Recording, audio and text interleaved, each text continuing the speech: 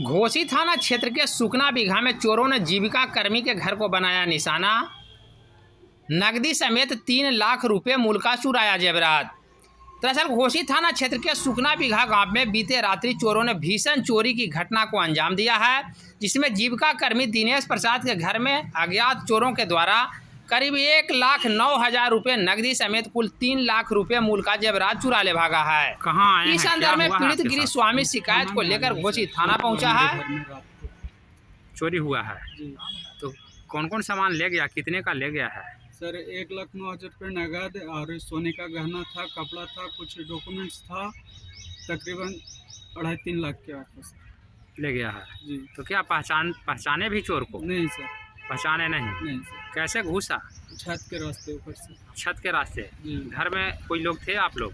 हाँ सर, हम लोग घर में सो रहे थे, तो बाहर क्या- से कुंडी मार दिया। और बाहर से कुंडी मार दिया। तो एक आप घर लोग में करके आप लोग पुलिस को सूचना रात में नहीं दिए? जी रात में ही दिए थे। रात में ही दिए थे। पुलिस गई थी? जी क्या नाम हुआ आपका? विनय कुमार, घर? सुखना बीघा। ठीक है।